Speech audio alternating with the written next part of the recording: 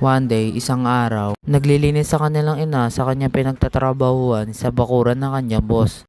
At biglang lumapit ang kanyang tatlong anak at sinabi,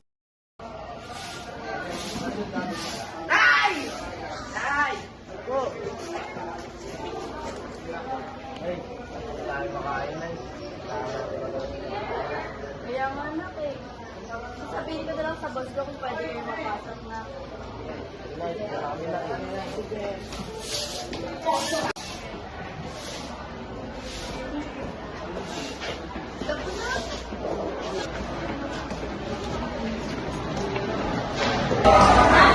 Maganda mga trabaho eh. Sana, hindi makakain, wala tayong makain. Ay, makakain tayo kasi trabaho eh. Ano kaya gusto natin? Ano, tara natin. Ha?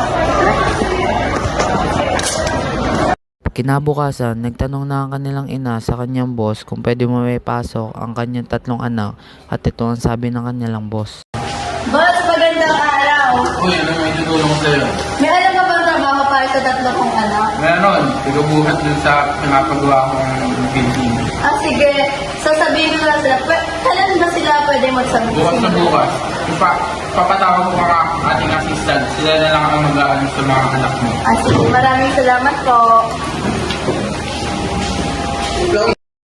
Kinabukasan,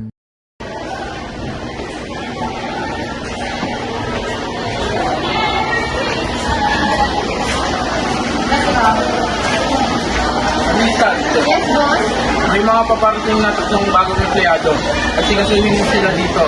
At siguraduhin mo maganda ang kanilang mga trabaho. Trabaho din, boss. Sige, mauna na ako.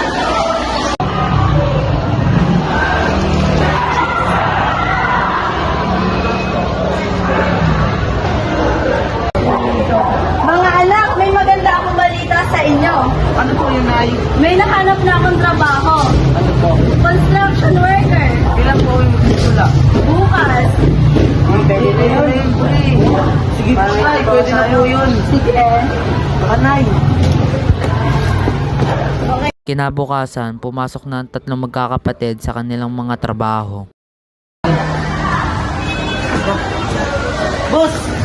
Uy, may ba mga bagong empleyado dito? Opo, boss. Sige, simula na kayo ngayon. Lagi po pala si Torres, ang sekretary ng ating company. Siya ang mag-uud sa inyo kung anong gagawin. Mauna na ako. Sige, boss. Ako na nyo nga palang nagawin yung dating nyo nga nyo yung mga para sa bagong proyekto.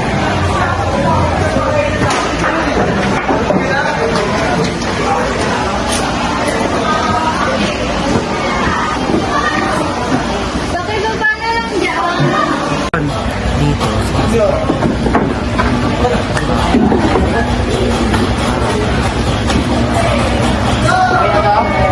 pawis at pagod ang siyang sagot sa kanilang kahirapan. 1 week later. Dito, Boss! Uy, ano mo trabaho? Opo! Para ito ang unang sweldo nyo. Ito kayo dito. At yung matitira, gawin yung merenda nyo. Salamat po. Okay, boss. Pwede po kami. Hi, boss. dito, ipawis Ay! naman. Bibigyan O mga anak, sahod sa kanila. Ano po yung lahat ng sahod namin, Nay? o maraming salamat na pagsipagan nyo lang makakaahon din tayo sa kahirapan. O, Nay, may trabaho pa po kami bukas eh. Ah, sige na, magpahinga na kayo. Kaya tayong mga bata, matuto tayong magpakasipag para sa ating mga magulang at para matustusan ang ating mga pangangailangan. Ah.